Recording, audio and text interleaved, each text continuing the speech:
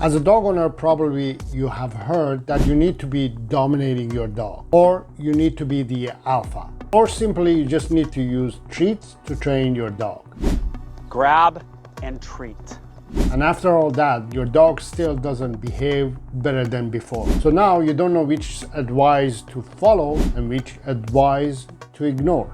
The reality is that most dog owners are following outdated suggestions, myths, and lies, and make the dog training harder than it can be.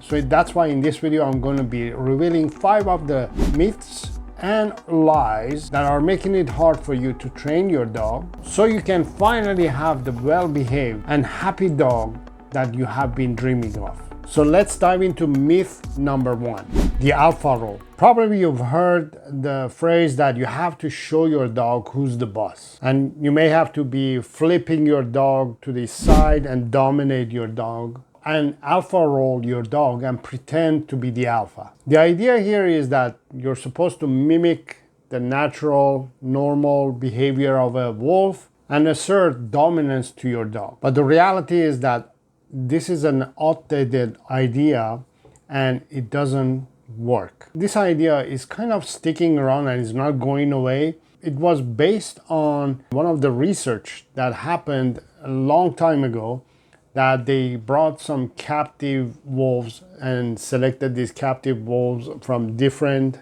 areas of the world and brought them into the artificial environment and let them loose.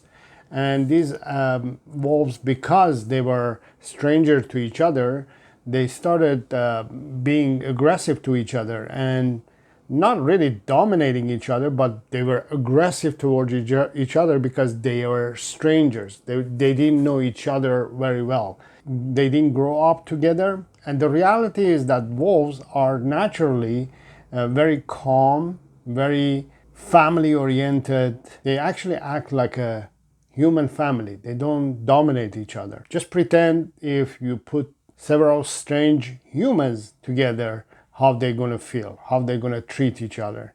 You've seen these in reality shows, how they do it and how they backstab each other and all that.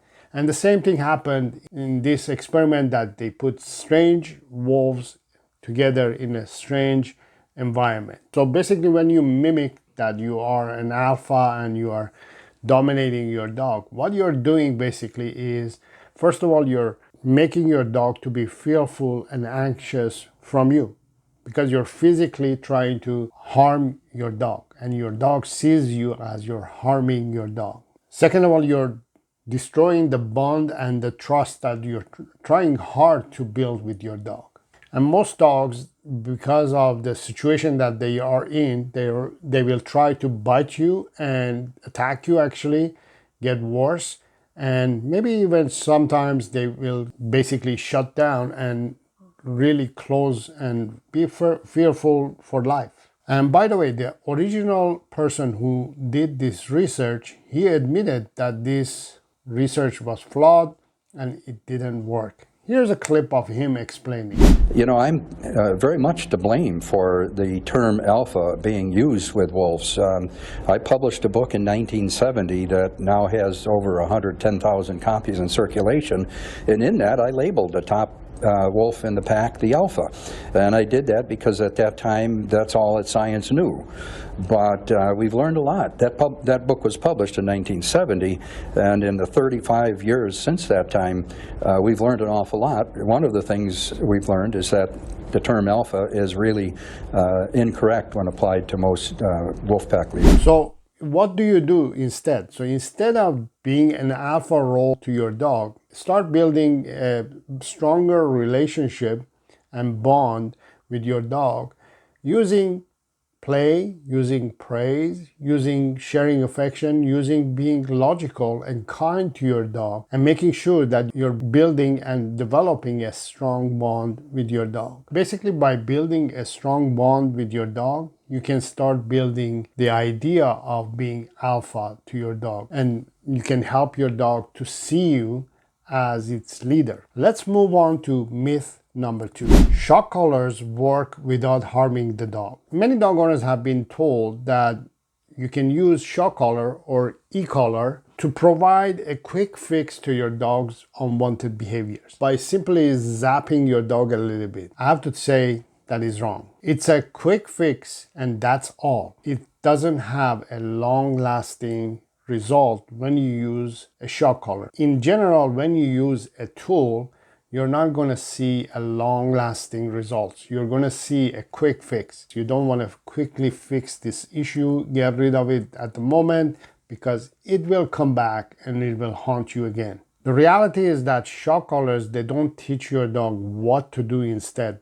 It teaches your dog to be afraid of you, to be afraid of that situation, to be afraid of that environment that you're putting your dog into. Shock collars, they were invented in 1960s, mainly to use on hunting dogs. And over time, they became a marketing tool for trainers, and the trainers started using these tools, and then they started suggesting regular dog owners to use it. So the reason it works for hunting dogs is because you want to make sure that your dog is off the leash and is hunting, and you have some form of control over this loose dog, and you want to make sure that this loose dog is under control. Even for hunting dogs, I don't suggest you to use them. In the past, hunting dogs were used to hunt prey or animals just simply by building a hunting bond relationship with the hunter.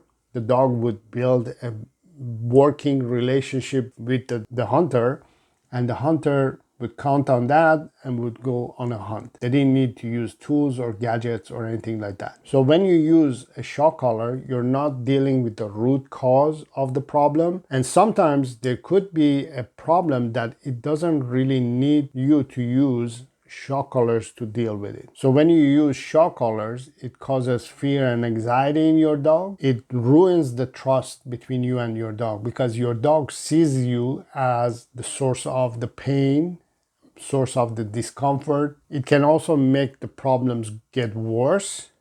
If your dog was reactive a little bit, now can be even more reactive. And overall, it's just not necessary. You don't need to rely or depend on tools to deal with your dog's behavioral issues. So instead of saying, don't do this, you can literally redirect your dog and say, do this instead. You can use play and praise. Good girl. Yes. Yes. Oh my goodness. Oh my goodness. Yes. And be literally consistent with your training so you can implement the behavior that you really want from your dog to show you. It's not your dog's problem that your dog is not listening to you. The problem is that you're not able to connect with your dog in a deeper level to get your dog to listen to you, so you don't have to rely or depend on tools or gadgets such as shock collar. Now let's move on to myth number 3. You must be a pack leader. So the pack leader idea also came from the same time and same situation and same studies that was done regarding the alpha role. Dominance and alpha role are very similar, and you're supposed to show your dog that you're the pack leader. And I know probably you will connect this to Cesar Millan. He has popularized this idea of pack leadership. Although I like Cesar Millan, but I don't like this idea of pack leadership. He's kind of stuck to this idea and he can't let it go.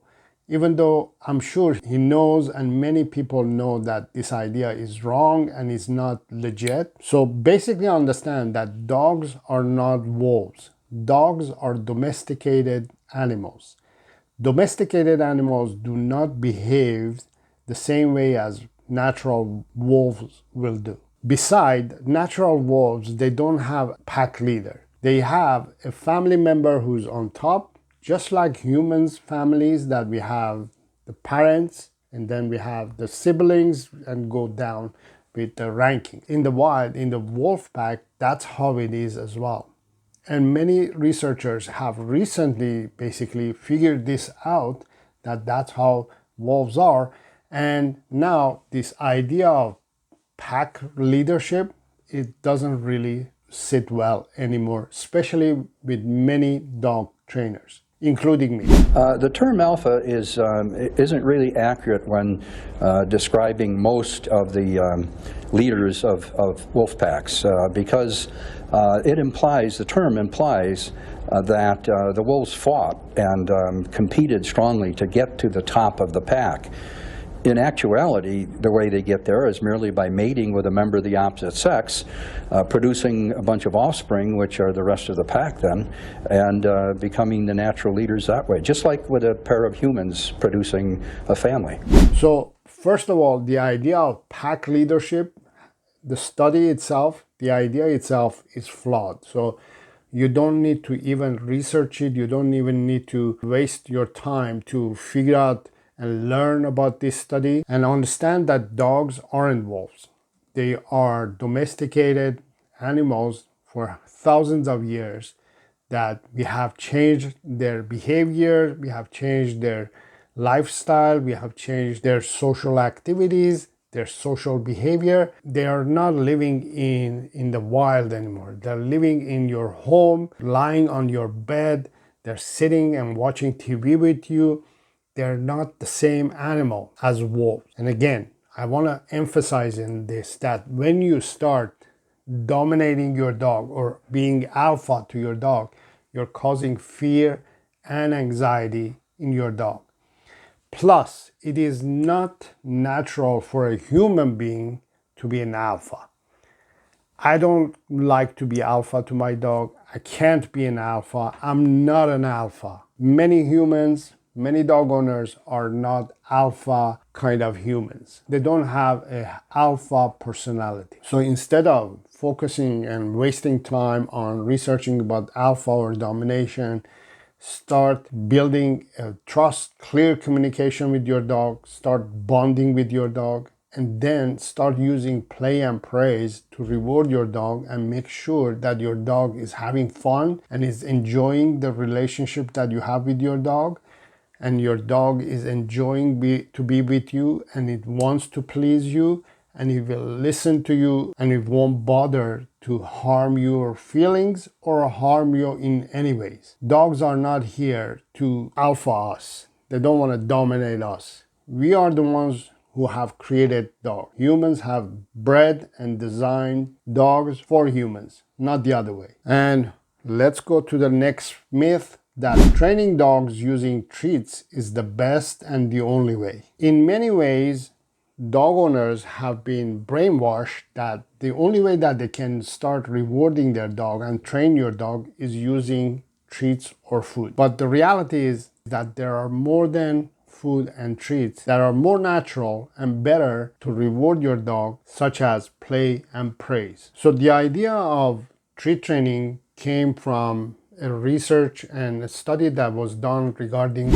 operant conditioning, a psychology term that encourages repetitive behavior to encourage that human or that animal to repeat the behavior. While it's an effective way of approaching learning and training, the problem is when dog owners are relying heavily on treats and food as a reward, it causes the dog and the dog owner to start depending on food or treats to repeat the behavior. Just feels like if there's no reward, why should I be on good behavior at all? That's a good question. No, yeah. Hey, we have this idea for you. I'd like another treat. Man, I don't know if we have more treats for you. Seriously, dude. Fine. Well, in that case, I guess I'll just be on bad behavior.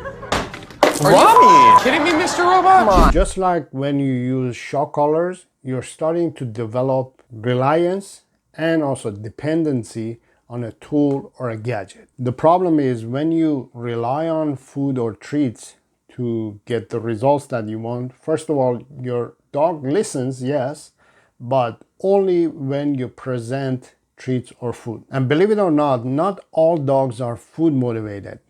I would say 90% of dogs are not food motivated. It's the human who forces or makes the dog to become food motivated. Then the problem starts becoming a domino effect. Understand also that when you use treats or food, you're not really building a deep connection or relationship with your dog, because your dog sees you as provider of the food. And food is something that is very important to animals. Any animal has to eat in order to survive. So when you're tapping into a part of the human or the dog that it's related to survival, then what it does, it makes your dog to see you as food provider, not as the caretaker. There's a difference. Because dogs are dependent on us for everything, including food, if we use food as not only providing food for them to survive, but also food for training and food for this and food for that,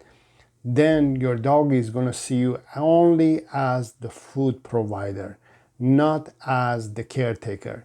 The caretaker or the family member role is the one that you want to target, not the alpha role or be dominant to your dog. You want to share food with your dog.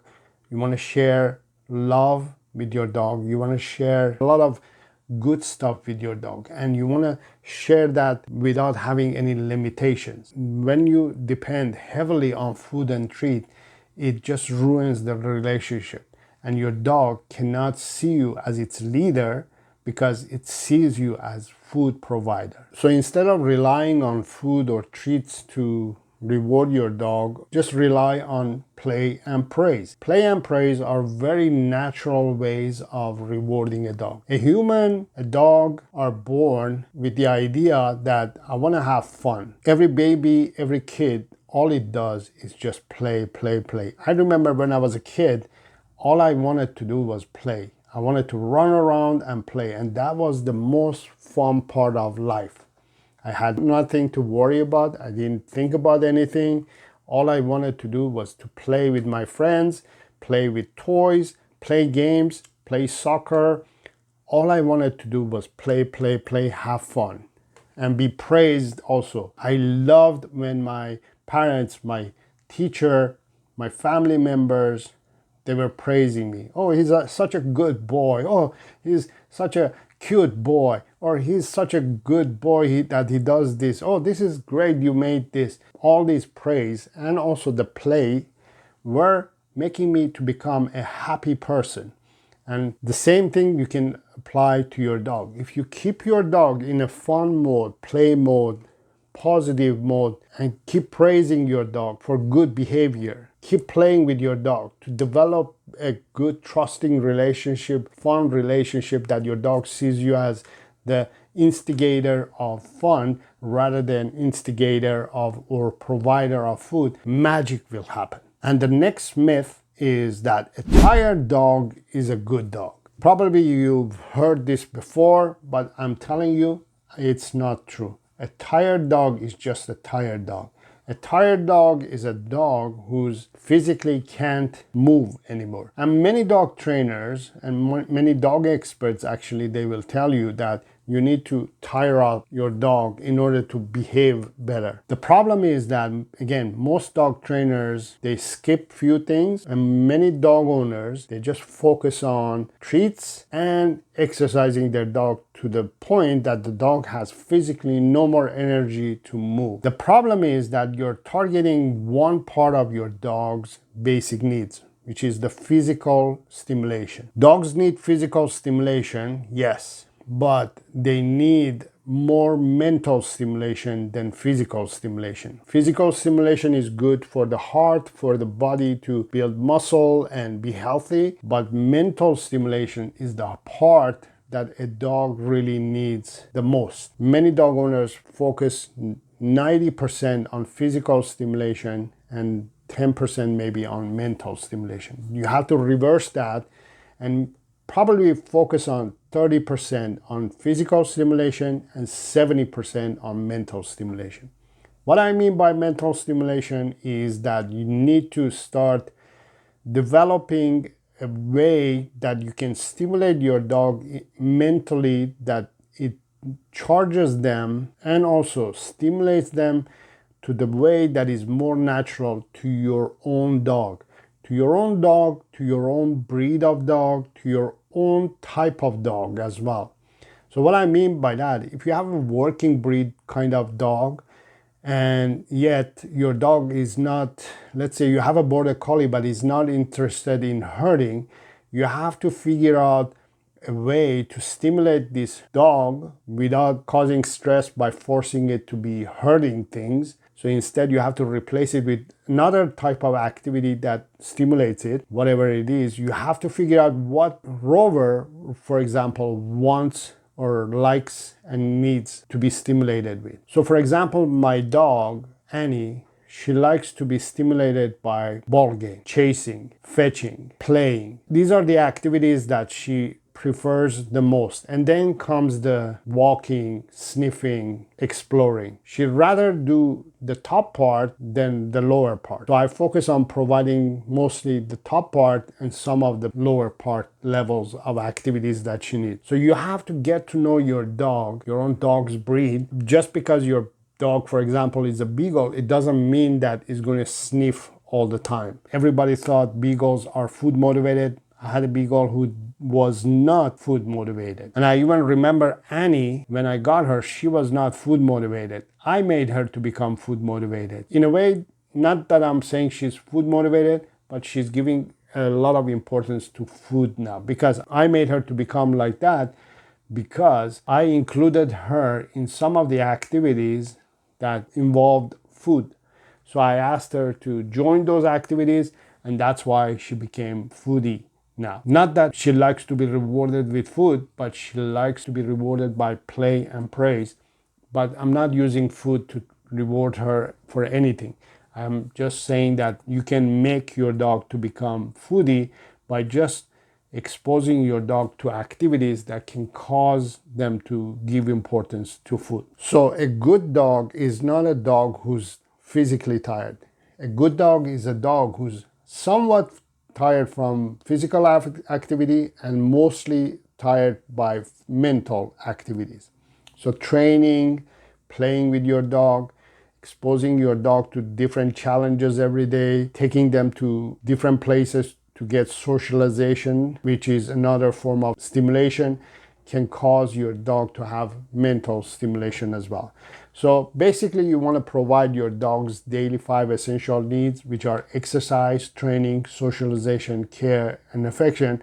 All of these are some form of stimulation for your dog, which will help them to become more stimulated and live a healthier and better life. And that's how you tire out your dog, by stimulating them exactly the way that they need to be. So do you want to train your dog without relying on these myths and lies, without the use of treats or force or aversive tools and methods? I have trained thousands of dogs using my method, and they are enjoying life with their owners, and also their owners are having fun with their dogs. And if you want to be one of them, I invite you to join my program. I'm gonna leave a link that you can learn more about my program in the description below. And until next time, have fun with your dog.